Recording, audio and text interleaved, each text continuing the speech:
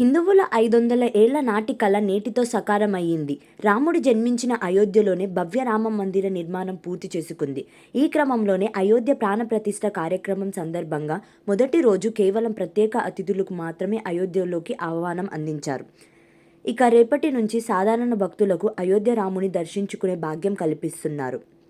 ఈ నేపథ్యంలోనే దేశ నలుమూలల నుంచి అయోధ్యకు చేరుకొని శ్రీరాముణ్ణి తనివితీరా చూసేందుకు ప్రజలు ఆసక్తికరంగా ఉన్నారు. వారికి డిజిటల్ పేమెంట్ యాప్ అయిన పేటీఎం గుడ్ న్యూస్ చెప్పింది. అయోధ్య వెళ్లే వారికి ఫ్రీ బస్ టికెట్ ఇవ్వనున్నట్లుగా వెల్లడించారు. అయోధ్యకు వెళ్లేందుకు రోడ్డు, రైలు, విమాన మార్గాలు అందుబాటులో ఉన్నాయి. అయోధ్య రామ మందిరంలో భక్తులకు రాముడి దర్శనాలు మంగళవారం నుంచి ప్రారంభం కానున్నాయి.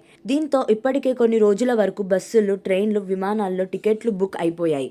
ఈ క్రమంలోనే అయోధ్యకు వెళ్లే వారి కోసం ప్రముఖ ఫిన్టెక్ సంస్థ పేటీఎం ప్రత్యేక ఆఫర్లను ప్రకటించింది. రామజన్మభూమిని దర్శించే వారికి పేటీఎం యాజమాన్య సంస్థ 197 కమ్యూనికేషన్ లిమిటెడ్ ఒక పథకాన్ని ప్రారంభించింది. ఈ పథకం దీని కింద 1000 మందికి ఉచితంగా అయోధ్యకు ప్రయాణించేందుకు బస్ టికెట్ అందిస్తుంది. అయితే ఈ ఆఫర్ ఇప్పటికే ప్రారంభమయ్యింది. జనవరి 19వ తేదీన మొదలైన ఈ ఆఫర్ కోసం జనం భారీగా ఎగబడుతున్నారు.